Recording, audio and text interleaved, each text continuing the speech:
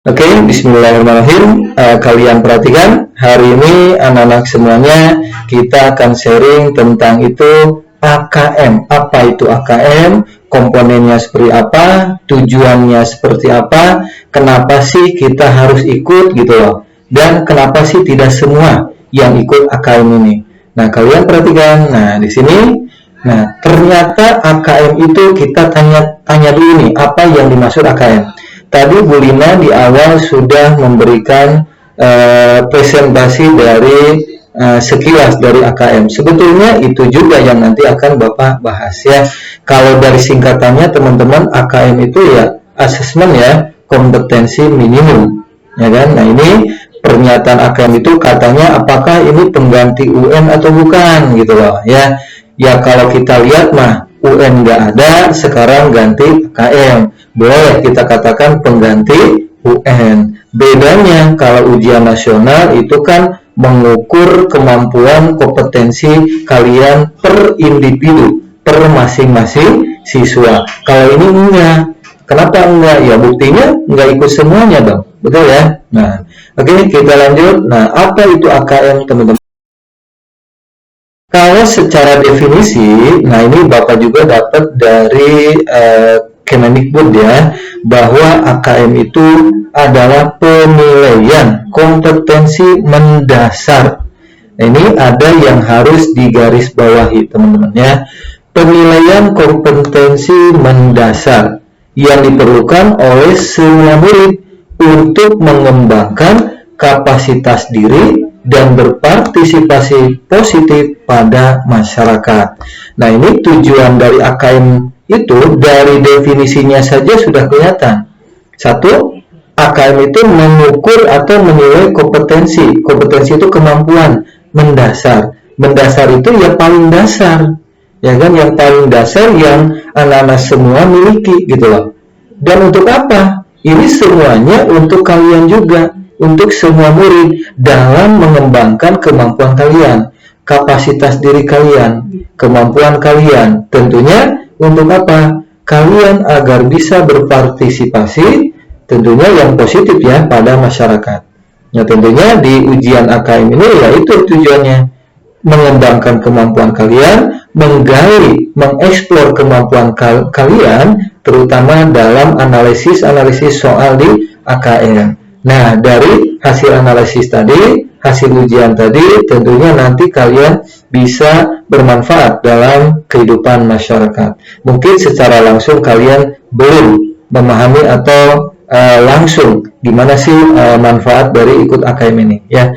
Oke, teman-teman, ini adalah dari definisi saja ya. Penilaian kompetensi mendasar untuk kalian dalam mengembangkan kemampuan kalian dan bermanfaat bagi masyarakat. Nah, tadi yang disebut kompetensi dasar. Nah, apa dari kompetensi yang mendasar itu, yang ada dari kalian itu apa yang akan dinilai? Nah, yang pertama ada literasi membaca. Kenapa pemerintah Kemendikbud pusat ya kan lebih menekankan ke literasi membaca? Ya kita sadari dulu juga sama ke kita masing-masing. Adik-adik bersyukur bagi adik-adik yang sudah gemar untuk membaca. Nah, ini kenapa pemerintah menggulirkan literasi membaca? Ya karena budaya membaca Indonesia kurang. Bukan kalian aja, Bapak sendiri sama. Untuk membaca itu sangat kurang, budaya membaca. Nah, ini pemerintah untuk menggali lagi, membudayakan literasi membaca. Nah, sehingga di soal-soal AKM pun kalian dituntut untuk membaca, kemampuan membaca ya. Yang kedua, kompetensi mendasarnya adalah literasi matematik ya. Nah, ini selain membaca, kalian bisa menganalisis, menghitung ya kan secara matematik. Nah, ini pada soalnya tidak terlalu penilaian kognitif aja gitu loh.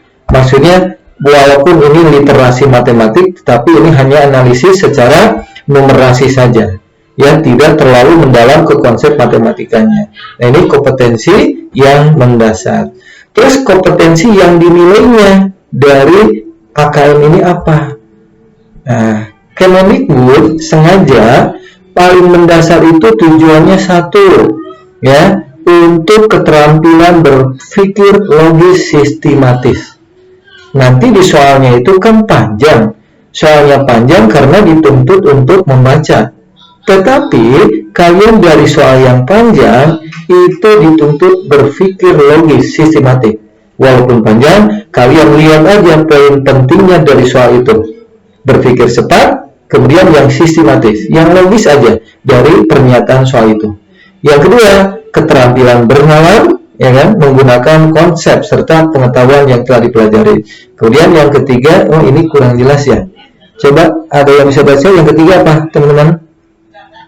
Kompetensi mengolah informasi. Nah, itu aja ya.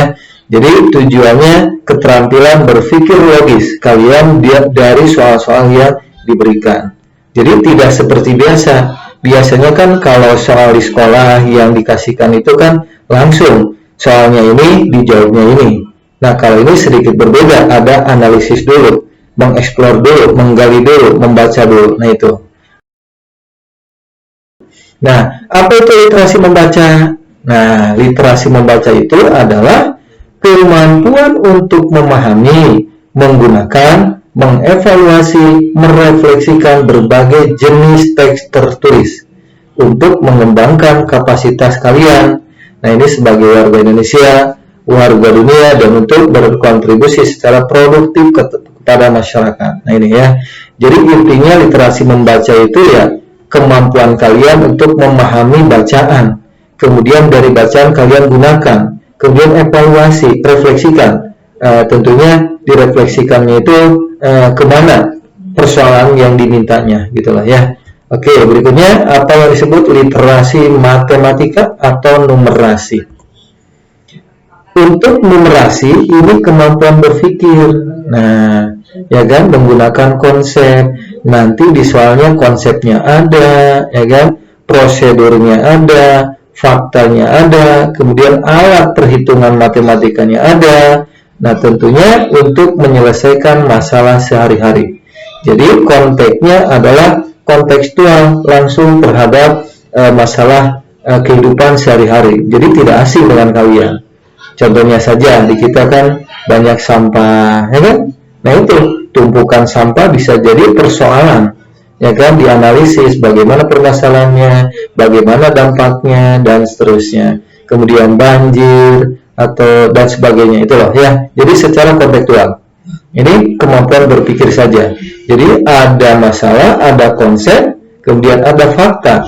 Secara matematika kalian bisa memprediksi atau menghitung di situ ya. Oke. Tapi tidak terlalu rumit.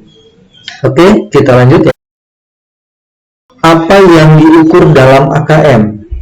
Karena kalian itu dipilih secara acak dari nasional ya, dari pemerintah. Untuk jenjang SMA itu kan 45 orang ya, masing-masing 45 ya. Nanti ada cadangan 5 orang. Nah, itu sengaja ya. Nah, pemerintah sengaja mengambil acak karena kan tujuannya saja satu tadi, adanya AKM beda dengan UN, tidak mengukur kompetensi masing-masing per individu, tidak. Tetapi lebih banyaknya itu untuk mengambil feedback keseluruhan dari pembelajaran, kemudian dari cara mengajar guru, kemudian intinya untuk kualitas dari pendidikan di sekolah itu, ya kan, kembalinya ke kalian juga. Nah, ini yang diukur dalam AKM, teman-teman. Nah, ada 3 instrumen. Satu, tadi AKM itu mengukur secara literasi dan numerasi. Ini yang diukurnya adalah hasil belajar kognitifnya. Kognitif itu teman-teman pengetahuan ya. Nah, kalau matematika, oh ini hasil perhitungannya benar, ya kan. Kalau di bahasa Indonesia menafsirkan data, menganalisis faktanya betul gitu kan dari bacaan, atau menyimpulkan dari suatu bacaan, ini adalah secara kognitif. Nah, yang kedua yang diukur tidak hanya kognitif tapi survei karakter. Nah, ini jadi untuk kalian ada 2, satu AKM, yang kedua survei karakter. karakter ini adalah mengukur sikap kalian. Kok bisa ya sikap kita, sikap anak-anak kalian ya, maaf, anak-anak kalian, sikap kalian kok bisa terukur ketika kalian mengerjakan soal gitu loh, ngerti nggak? Nah, ini soalnya sengaja dibuat untuk secara tidak langsung mengukur sikap kalian terhadap permasalahan, terhadap kebiasaan, kemudian nilai-nilai atau values ya, sebagai hasil belajar non-kognitif. Nah, ini hanya kebanyakan berupa opini. Opini itu empati kita, sikap kita terhadap permasalahan yang dimunculkan di soal AKM. Ya, nah ini adalah bersifat non-kognitif. Nah, jadi hasilnya itu untuk mengukur survei karakter. Nah, yang ketiga, instrumen di AKM adalah survei lingkungan belajar. Nah, kalau survei lingkungan belajar ini bukan buat kalian. Nah, tapi ini khusus para pendidik dan pengajar. Ya, tentunya kami Bapak Ibu guru, Bapak kepala sekolah juga sama. Bapak kepala sekolah juga mengikuti ada AKM juga. Ya, ini tentunya survei lingkungan belajar untuk mengukur kualitas pembelajaran dan iklim sekolah.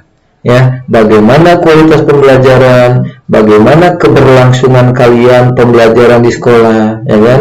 Terutama pandemi sekarang, apakah efektif atau tidak? Kalau tidak, bagaimana caranya supaya efektif dan menunjang untuk pembelajaran yang lebih baik lagi. Nah, itu teman-teman ya. Jadi untuk instrumen AKM buat kalian hanya 2 saja ini, ya kan? Nah, ini adalah buat kalian, ini buat siswa ya. Oke. Nah, untuk yang poin 3, nah ini survei lingkungan belajar untuk para pendidik, Bapak Ibu guru ya. Nah, sampai sini teman-teman ada yang mau disampaikan? Tidak ya? Atau boleh nanti di akhir boleh. Kita lanjut. Ini yang diukur dalam AKM. Anak-anakku semuanya, siapa saja sih yang bisa mengikuti AKM nasional? Tentunya semua jenjang dari pendidikan dasar, menengah, dan sekolah lanjutan. Bukan lanjutan ya, SD, SMP, dan SMA atau SMK ya. Ini yang mengikuti AKM nasional. Oke, nah siapa aja yang tadi? Satu ya murid. Murid itu kita sebut sebagai warga belajar, ya kan? Nah, sengaja Bapak ambil ini aja karena kalian itu kan kelas 11 ya. Jadi yang mengikuti AKM adalah jenjang SD-nya kelas 5, SMP-nya kelas 8, dan kalian SMA-nya kelas 11. Nah, ini dipilih secara acak. Kalau menurut Bapak ya, kalian yang terpilih harus berbangga. Ya kan, harus berbangga. Kenapa sih saya kepilih? Padahal pemerintah di pusat dengan kalian nggak kenal dong, ya kan? Bapak pun sama kalian belum kenal juga, gitu kan? Nah ini kenapa kita harus berbangga? Nah ini kalian manfaatkan ketika mengikuti AKM ini dengan maksimal. Tetapi jangan jadi beban juga teman-teman, ya kan? Jangan jadi beban, kenapa? Ya kan? Nah tadi Mas Menteri aja sudah menyampaikan ini tidak menjadi beban kalian, ya kan? Terutama yang sudah terpilih. Ikutin saja dengan santai, dengan riang gembira bahkan, ya kan? Ini seolah-olah untuk mengukur kompetensi kalian. Nanti hasilnya buat sekolah juga, buat pendidikan secara umumnya ya, bagi negara kita, negara Indonesia. Nah itu teman-teman ya. Oke. Kemudian yang kedua, guru yang tadi Bapak sampaikan. Yang ikut AKM tidak hanya kalian, tapi guru juga ya. Nah, guru yang tadi disampaikan itu hanya untuk mengukur survei lingkungan belajar saja. Nah, kalianlah yang tadi ya kan, AKM dan survei karakter. Nah, satu lagi tuh, bahkan tidak hanya Bapak Ibu guru, anak-anakku semuanya, tapi Bapak kepala sekolah juga nih, kepala satuan pendidikan sama mengikuti ujian AKM juga, yaitu khususnya untuk survei lingkungan belajar secara mandiri. Nah itu Bapak Ibu guru teman-teman ya. Tujuan dari asesmen nasional. Oke, yang pertama tadi kan konsep dasarnya itu kan lebih menekankan ke literasi membaca ya dan numerasi. Nah, ini kompetensi minimum bagi murid untuk bisa belajar sepanjang hayat. Artinya tujuannya ini untuk membudayakan membaca, ya kan? Membudayakan membaca. Nah, ini ya namanya membaca itu kan ya belajar itu kan untuk sepanjang hayat kalian dan berkontribusi bagi kalian dan bagi masyarakat. Yang kedua, tujuannya untuk meningkatkan kemampuan literasi kalian. Nah, artinya sering membaca ya satu, pengetahuan kalian bertambah, kecepatan membaca, kecepatan memahami permasalahan. Nah, itu. Kemudian yang ketiga, mengembangkan potensi kalian secara utuh. Kompetensinya kalian digali secara tidak langsung ketika kalian mengerjakan AKM ya. Oke, nah asesmen nasional ini berdasarkan arahan dari pemerintah ya tentunya tujuannya untuk menciptakan pelajar yang memiliki jiwa Pancasila ya. Nah, itu jiwa Pancasila itu begitu mendalam, begitu mendasar, begitu menjiwai karakter warga Indonesia seutuhnya.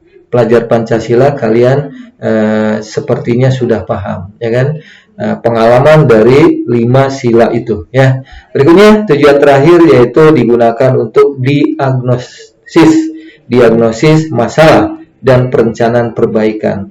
Tadi sudah Bapak sampaikan ya. Nah, ini tujuan asesmen. Nanti hasil asesmen kalian, hasil asesmen Bapak Ibu Guru dikembalikan lagi, difeedbackkan lagi ke satuan pendidikan untuk menganalisis, memperbaiki, meningkatkan, kemudian memperbaiki yang kurang, meningkatkan yang sudah bagus, lebih bagus lagi. Nah, itu tentunya untuk meningkatkan kualitas pembelajaran bagi guru, kepala sekolah, dan dinas pendidikan gitu ya. Oke, kita lanjut. Ini berikutnya teman-teman. Nah, penggunaan hasil asesmen nasional ini sedikit berhubungan. Penggunaan hasil asesmen nasional ini mirip dengan tujuan asesmen. Ya, hampir sama ini penggunaan. Untuk apa sih asesmen nasional bagi pemerintah dan satuan pendidikan? Tuh, yang pertama sebagai pemetaan mutu. Nah, kalian yang terpilih tentunya sangat membantu untuk meningkatkan mutu sekolah kita, mutu sistem pendidikan nasional di negara kita. Nah, ini ya. Nah, tentunya bisa digunakan untuk menilai prestasi peserta didik atau kinerja guru. Ketika mutu sekolah kita bagus, artinya apa? Proses pembelajaran bagus, kinerja guru bagus, pelayanan sekolahnya bagus, dan tentunya prestasi kalian ya pasti bagus. Ini berbanding lurus gitu loh ya. Nah, sebaliknya kalau mutu sekolah jelek, hasil kalian jelek, nah bukan kalian yang disalahin. Mari kita duduk bersama juga, kalian Bapak Ibu guru sekolah semuanya, orang tua.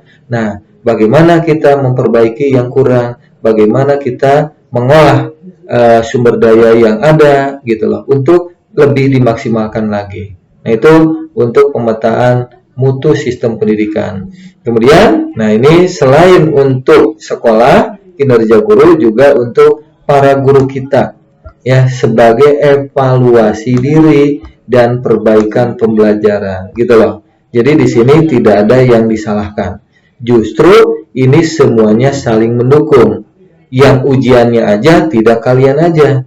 Semuanya kalian Bapak Ibu guru dan hasilnya kembali ke kita juga untuk meningkatkan kualitas pembelajaran ya. Kemudian tidak hanya itu juga orang tua pun tidak perlu cemas ya dan tidak perlu melakukan persiapan khusus. Pak, katanya kok ada ya kan pemantapan asesmen gitu kan di SMA Istiqomah atau di kalian di Alfitra. Nah, itu ya apa salahnya juga gitu loh. Maksudnya dengan persiapan aja kita sudah dilakukan, apalagi nanti ketika hasilnya gitu loh. Ya sama kita anggap serius tapi santai. Ujian ya ujian, ya kan? Cuman jangan terlalu cemas. Mau ikut pemantapan boleh, mau enggak juga boleh. Cuman ya menurut Bapak segala sesuatu mending dipersiapkan. Ya biar hasilnya maksimal gitu loh. Beda dengan yang tanpa persiapan. Apalagi soal-soalnya panjang-panjang ya. Cuman yang di garis bawahi Bapak di sini jangan jadi beban. Jangan jadi beban ya. Mau nilainya seperti apa, tetap kita laksanakan dengan semangat dan serius. Nah itu ya. Kemudian yang kedua, hasil asesmen tidak hanya untuk sekolah, tapi membantu juga teman-teman untuk penyetaraan, ujian penyetaraan ini ya. Nah, ujian penyetaraan ini bagi biasanya sekolah-sekolah non formal, mungkin itu ya yang Bapak maksud di sini ya, untuk penyetaraan. Nah, kan ada yang sekolah formal, ada yang informal.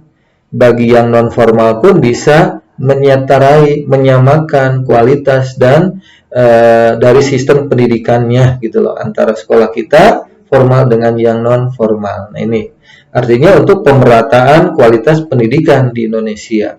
Oke, lanjut ya. Nah, ini penggunaan hasil asesmen. Nah, pelaksananya seperti apa? Nah, karena situasi kita pandemi, teman-teman, ditambah memang sebelum pandemi juga kan ujian nasional itu sudah dilaksanakan daring, ya kan, dalam jaringan gitu loh. Ya, makanya untuk asesmen nasional sekarang pun nanti akan berbasis komputer, ya, mirip UNBK, ya kan. Nah, ini asesmen nasional berbasis komputer. Oke, yang kedua, nah, koordinasi yang diperlukan. Tentunya kalau masalah koordinasi, ini kalian nggak usah jadi beban. Karena tugas koordinasi ini adalah kami, Bapak Ibu Guru dan sekolah, akan memfasilitasi kalian dalam melaksanakan AKM. Nah, ini tugas kami semua ya. Kalian mah hanya persiapkan saja.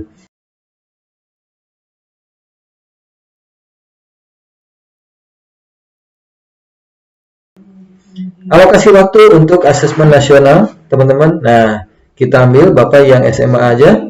Hari pertama nanti, kan 2 hari ya.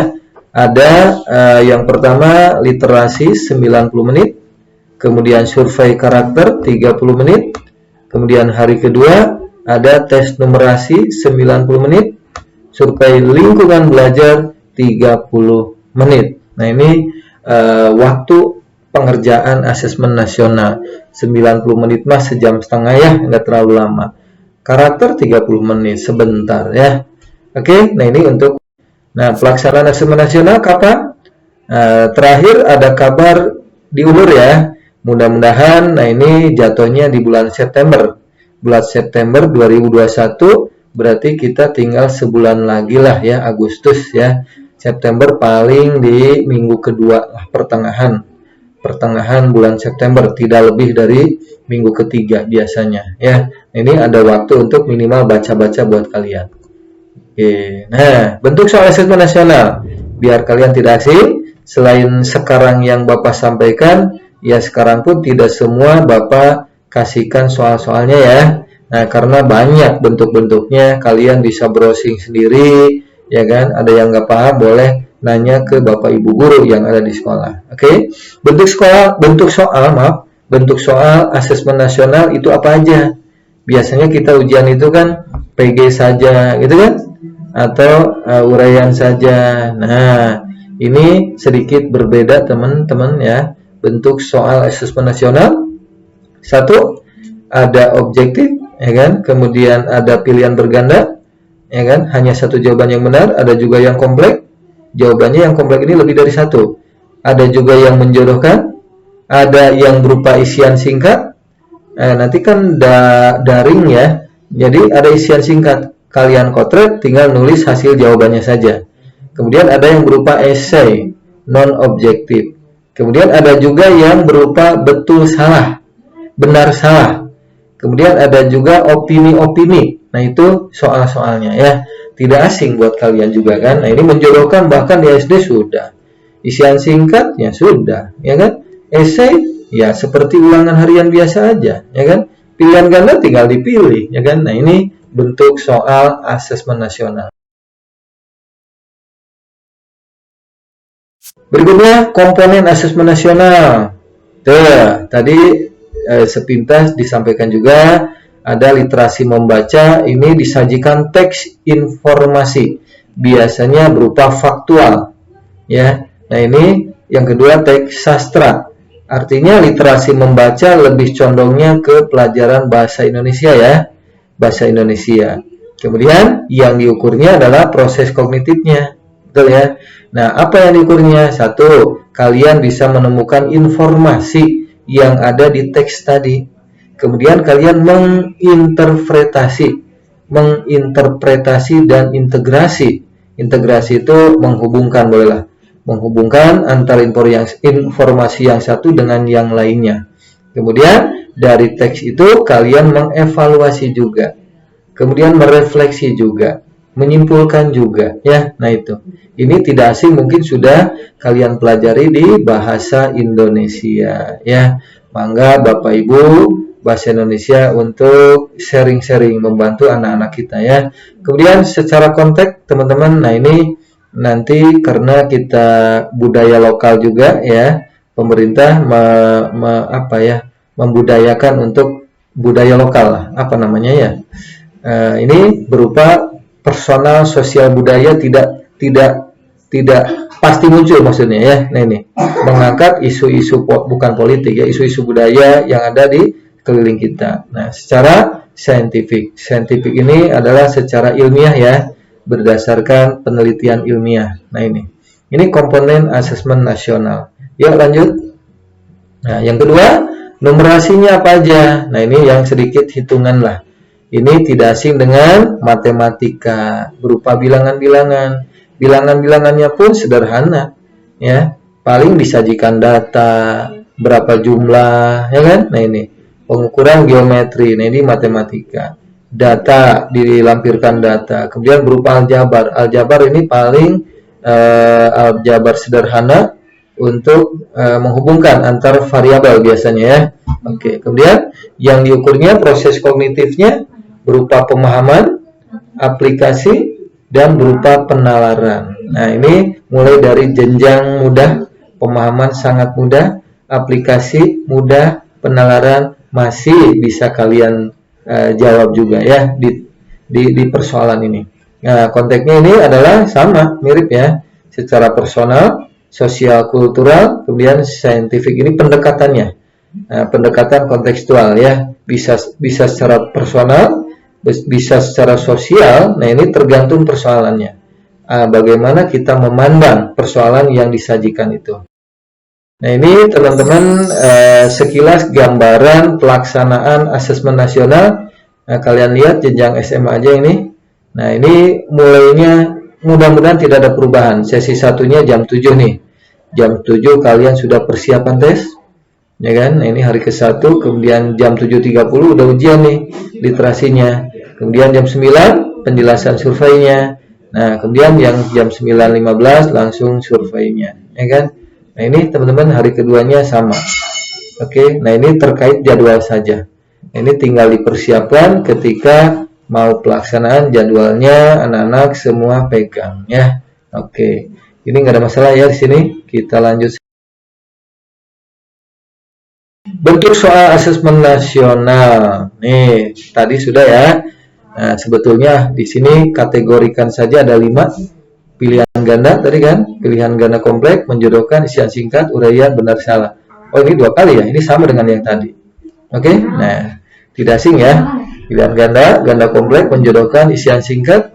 Isian singkat kalau numerasi ini berupa bilangan, kata, menyebutkan nama benda gitu kan. Nah uraian menjawab soal berupa kalimat-kalimat untuk menjelaskan jawabannya. Oke, tidak ada masalah. Kita lanjut.